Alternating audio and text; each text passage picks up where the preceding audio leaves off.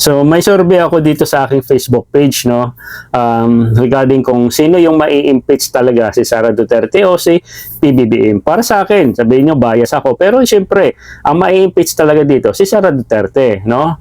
Hindi porket PBBM supporters ako is pipiliin ko si PBBM na hindi talaga mai-impeach yan. Una-una, pagdating kay PBBM, malabnaw, no, malabo, no, malabo pa sa sabaw ng pusit yung kanyang sinasabi nilang ebidensya, no? Ano ba ebidensya nila? Is si PBBM daw corrupt, no? Siya yung pumerma, no, nung budget. No, so, alam nga naman hindi pipirma ng presidente. Eh paano yung babudget natin sa mga proyekto, di ba?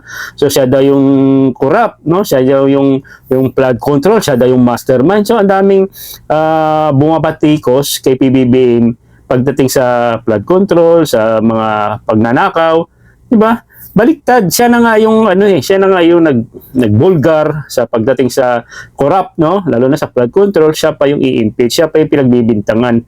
Imagine mo yun, nagtatrabaho yung mahal na pangulo natin na tama, talagang nagkakasakit na nga yan sa sobrang sipag, pero siya pa yung talagang pinagbibintangan. Samantalang ito si Sara Duterte, meron ng history yan, tandaan nyo, no? Mas matindi yung kanyang impeachment dahil na-impeach na yan doon sa unang impeachment niya noong nakaraang taon, di ba? Sa Kamara, meron talagang patunay kaya siya na-impeach, no? So ngayon, binalik na naman. Ayan, yun pa rin naman yung ebidensya pero dinagdagan lang. So para sa akin, talagang 100% na talagang si Sara Duterte malakas ang laban para sa kanya. So pareho yung mga nag-file, no? Yung katulad ng mga yung grupong na yun, basta yun, marami din nag-files kay Sara Duterte. So talagang mangyayari dito, ma-absuelto ito si PBBM, pero ito si Sara Duterte, babagsak yan.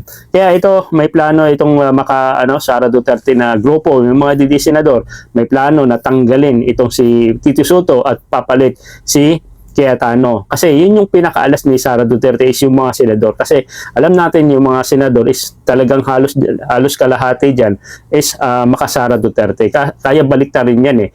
Kasi si Sara mahina yan pagdating sa Kongreso, no? So halos kay PBBM yan. Ewan ko lang ngayon, no? Pero ngayon, sa tingin ko, talagang malakas si PBBM pagdating sa Kamara o sa mga congressman. Pero sa Senado, medyo mahina si PBBM. Medyo tagilid pa, 50-50. Pero ito si Sara, pwede pang bumaliktad yung ibang mga senador na bubuto sa kanya. No? So, kaya gusto nila kunin yung pagka-Senate President ni Tito Soto, ipapalit si Cayetano para kaya kontrolin. Kasi kaya ligawan. Kasi yung mga senador dyan, mga bubo din yan. No? Pagka pinangakuan mo yan, ay sasang-ayon yan. No? Yung pagdating sa senador kasi, hindi na tinitingnan yung ebidensya eh, lalo katulad ng Robin Padilla, mga bubo yan, sila Bato. Siyempre, kahit anong ganda ng ebidensya saban kay Sara Duterte, hindi yan. I-acquit nila yan. No? Ililigtas ng mga senador yan, si Sara kahit sabihin mong malaki o merong ebidensya laban sa kanya. So, isa sa mga alas yan gagawin nila Sara, yung kampo niya na makuha dapat yung pagka-Senate President. Katulad yung kay Cheese, di ba? So, kinontrol. So, ganun din ang gagawin nila kay Cayetano. Kukontrolin nila itong mga senador. Kasi, kahit sabihin mo ma-impeach, ito si Sara Duterte sa House, pagdating sa Senado, ibabasura yan. Ang tagilid yan si PBBM. Kung makalusot doon, no, ma-impeach si PBBM, pagdating sa Senado, ay makukonvict talaga yan.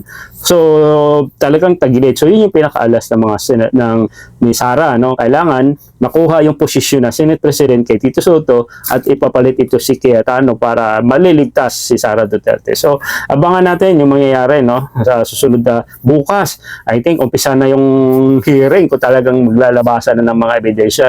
So, yun yung napakaganda ngayong binago yung rules ng Supreme Court na talagang idadaan sa hearing. Maganda naman talaga yan para at least magkakalaman ng mga ebidensya, no? So, yun, para sa akin, nakaka-excite yung mangyayari talaga, no? So, kay PBBM, wala yan, malabnaw yan. Ngayon, kung ikaw is maka-Sara Duterte, siyempre, sasang-ayon kay Sara, ako PBBM. So, idaan na lang natin sa tamang due process, no? Kaya ikaw ba? Ngayon, tanong ko sa inyo, kung ikaw is nakapanood, maka-PBBM ka man o Sara Duterte, so i-comment nyo kung ano yung reaction nyo naman. Sang-ayon ba kayo sa akin na yung laban kay PBBM is basura, yung ebidensya, compare dito kay Sara Duterte na napakalakas, no? Pwedeng yan yung magiging cause para ma-impeach ito si Sara Duterte. So, comment nyo sa baba, ano yung reaction nyo sa video nito.